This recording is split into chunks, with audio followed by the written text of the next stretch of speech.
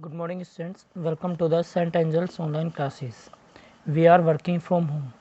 Students, in the last video we have discussed about the NCERT exercise up to 2.10. Now we will discuss the further NCERT exercise. Question 2.11.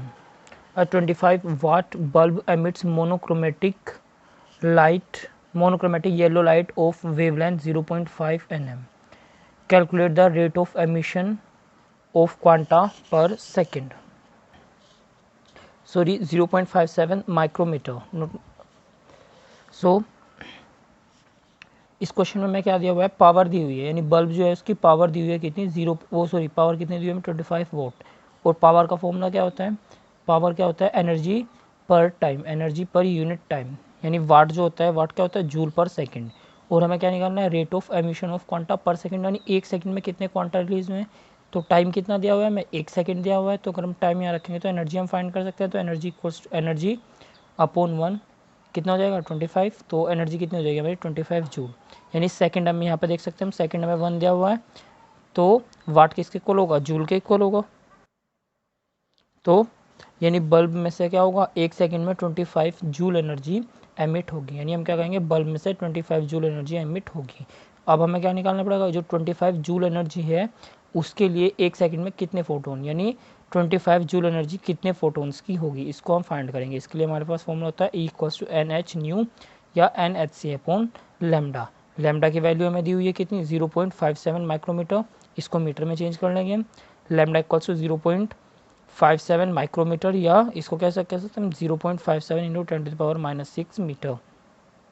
तो यहाँ से हम किसकी value find कर लेंगे, N की value find कर लेंगे. एन इक्वल्स टू क्या हो जाएगा, ई लैम्डा अपॉन एच सी. तो 0.57 तो एन की वैल्यू क्या हो जाएगी, ई की वैल्यू कितनी हो जाएगी 25, लैम्डा की वैल्यू 0.57 इंटू 10⁻⁻6, और एच की वैल्यू कितनी है 6.626 इंटू 10⁻⁻34 इंटू 3 इंटू 10⁻8. तो यहाँ से हम क्या करेंगे, सिंपली एन की वैल्यू को कैलकुलेट कर लेंगे. तो यहाँ से एन की वैल्यू कैलकुलेट करोगे कितनी आ जाएगी हमारी 7.16 इंटू 10⁻19 फोटोन पर सेकंड, यानी 1 सेकंड में 7.16 इंटू 10⁻19 फोटोन एमिट होंगे. Next question, electrons 2.12 electrons are emitted with zero velocity from a metal surface which is exposed to radiation of wavelength 6800 angstrom. Calculate the threshold frequency and work function of the metal. तो इसमें मैं क्या दिया हुआ है, lambda दिया हुआ है कि जो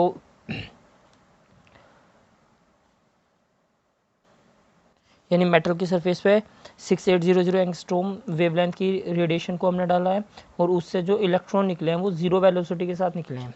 जीरो वेलोसिटी के साथ निकले हैं, यानी हम क्या कर सकते हैं, काइनेटिक एनर्जी कितनी होती है, काइनेटिक एनर्जी का formula half mv².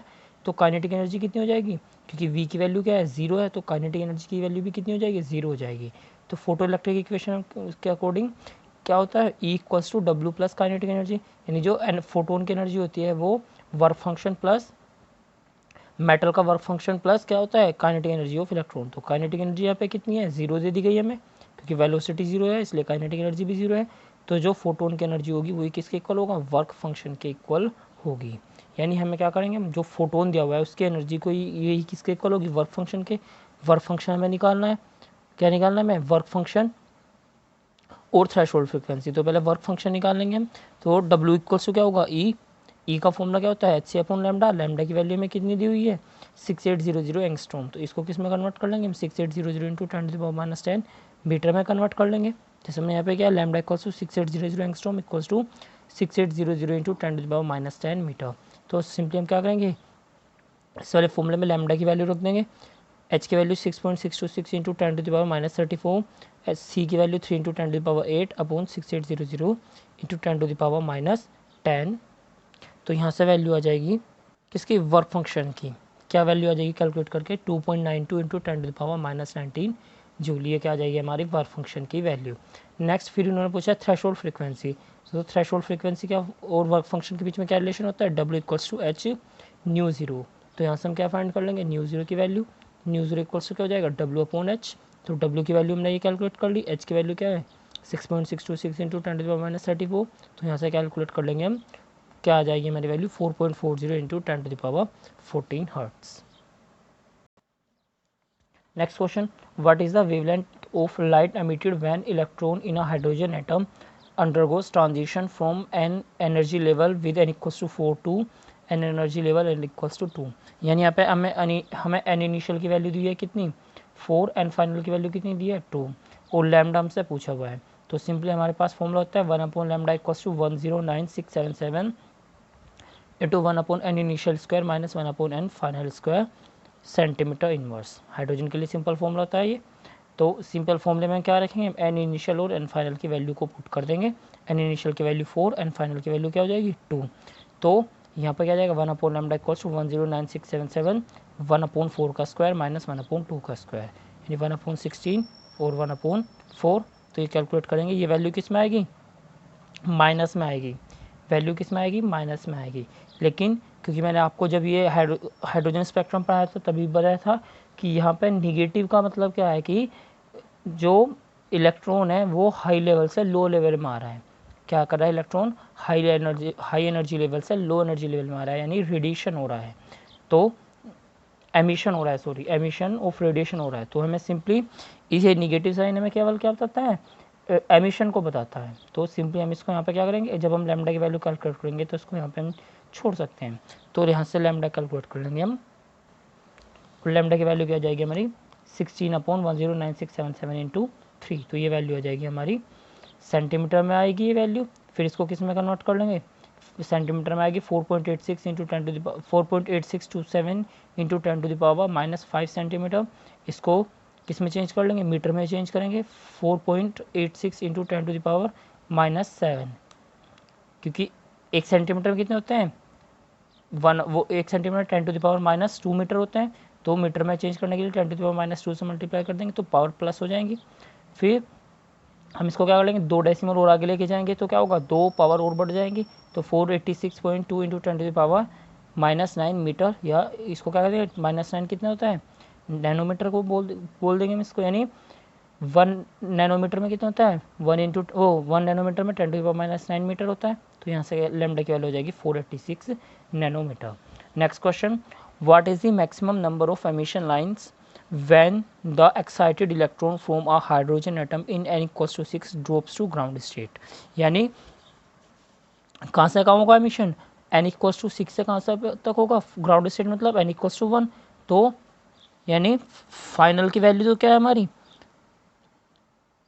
Sorry initial minus final, initial की वैल्यू तो कितनी है हमारी 6 और फाइनल की वैल्यू कितनी है 1। तो इसका फॉर्मूला क्या होता है, समेशन n-1 होता है। यानी n-1 से लेके और 0 तक की जितनी वैल्यूज़ हैं उनको हम ऐड कर देते हैं। 6 - 1 यानी 5 से लेके और 0 तक की 5 + 4 + 3 + 2 + 1 यानी 15 एमिशन लाइन्स होंगी। Next question, question 2.17 calculate the wave number for the longest wavelength transition in the बामर series. यानी हमें क्या करना है, जो बामर सीरीज के अंदर जो लॉन्गेस्ट वेवलेंथ होगी उसके कोरेस्पॉन्डिंग वेव नंबर को हमें फाइंड करना है। हमें फॉर्मूला पता है E=h/λ, यानी ई जो होता है वो इन्वर्सली प्रोपोर्शनल होता है किसके, लैम्डा के। अब हमसे क्या पूछा, लॉन्गेस्ट वेवलेंथ पूछा है हमसे, क्या पूछा है सॉरी, लॉन्गेस्ट वेवलेंथ के लिए निकालना है। मैं लॉन्गेस्ट वेवलेंथ का मतलब क्या होगा, एनर्जी जो होगी सबसे स्मॉलेस्ट होगी। यानी अगर हमें निकालना है सबसे ज़्यादा वेवलेंथ किस में होगी, जिसकी एनर्जी सबसे कम होगी, और एक एनर्जी सबसे कम होगी तो क्या मतलब, so the transition of Bohr series with lowest energy and longest transition equals to from n = 3 to n = 2। यानी अगर हम देखें बोहर में क्या होता है, बोहर मॉडल में, सॉरी जो बामर सीरीज होती है, बामर सीरीज में क्या होता है, किसी भी हायर किसी भी हायर एनर्जी लेवल से कहाँ आता है n = 2 में एमिशन होता है। यानी किसी इलेक्ट्रॉन जो होता है वो किसी भी हायर स्टेट से किस में जाएगा, n = 2 में जाएगा। ये n = 1, ये n2, तो किसी भी हायर स्टेट से कहाँ आएगा 2 में आएगा। तो जैसे से वो हायर स्टेट बढ़ती जाएगी वो तो क्या होगा, एनर्जी बढ़ती जाएगी। तो n3 और N2 के बीच में जो ट्रांजिशन होगा वो क्या होगा, सबसे कम एनर्जी का होगा। किसके लिए, बामर सीरीज के लिए, क्योंकि इन दोनों के बीच N2 और N3 के बीच में एनर्जी गैप सबसे कम होगा बामर सीरीज के लिए। उसके बाद तो 4, 5, 6 एनर्जी लेवल आएंगे, तो उनमें तो क्या होगा, एनर्जी बढ़ती जाएगी, तो वेवलेंथ क्या होती जाएगी, कम हो जाएगी। यानी सबसे कम एनर्जी का जो ट्रांजिशन होगा बामर सीरीज के अंदर, बामर सीरीज के अंदर सबसे कम एनर्जी का जो ट्रांजिशन होगा वो कौन सा होगा, n=3 से n=2 तक। तो सबसे लॉन्गेस्ट वेवलेंथ का ट्रांजिशन भी कौन सा होगा, n=3 से लेकर n=2 तक। तो हम यहाँ पे क्या लेंगे, n फाइनल कितना होगा हमारा 3, सॉरी n इनिशियल कितना होगा 3 और n फाइनल कितना होगा 2।